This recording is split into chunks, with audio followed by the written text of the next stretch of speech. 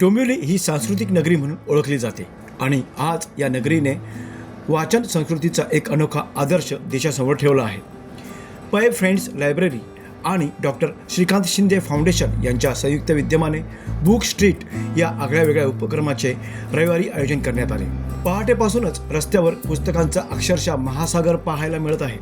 जुन्या नवीन विविध विषयांवरील हजारो पुस्तके येथे मांडण्यात आली असून लहानांपासून मोठ्यांपर्यंत सर्वच जण आपल्या आवडीची पुस्तके शोधण्यात मग्न झालेले दिसत आहे. या उपक्रमाचे सर्वात मोठे आकर्षण म्हणजे प्रत्येक वाचन प्रेमीला कोणतेही एक पुस्तक पूर्णपणे विनामूल्य देण्याची संधी दिली जात आहे. त्यामुळे वाचनाची गोडी वाढवण्याचा आणि पुस्तकांशी नाळ जुळण्याचा प्रयत्न आयोजकांकडून केला जात आहे. आतापर्यंत हजारो नागरिकांनी या उपक्रमात सहभाग घेतला असून यंदा 10,000हून अधिक वाचक भेट देतील असा अंदाज व्यक्त केला जात आहे. या उपक्रमासाठी कल्याण डोंबिवली महानगरपालिका, ठाणे वाहतूक विभाग आणि महाराष्ट्र पोलीस यांचेही महत्त्वपूर्ण सहकार्य लाभले आहे. डोंबिवलीत तिसऱ्यांदा होत असलेल्या बुक स्ट्रीट हा उपक्रम वाचन संस्कृतीला नवे बळ देणारा ठरत असून शहरात एक सकारात्मक आणि ज्ञानमय वातावरण निर्माण करत आहे. साहेब, आज भेट दिली तुम्ही बुक स्ट्रीटला, काय सांगाल?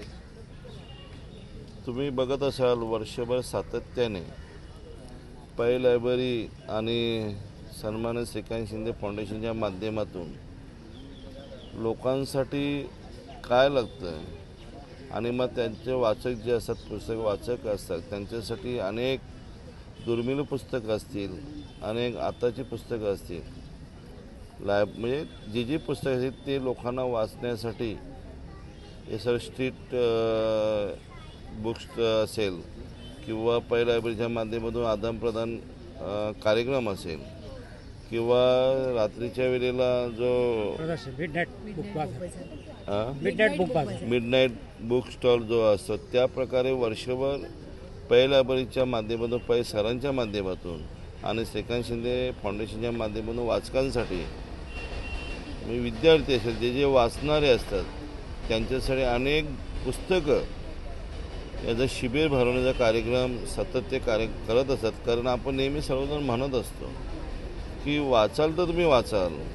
अशा प्रकारे हे पुस्तकांचं भव्य दिव्य असा कार्यक्रम पै सरांच्या माध्यमातून लावला जातो. मी त्यांना मनापासून शुभेच्छा देतो.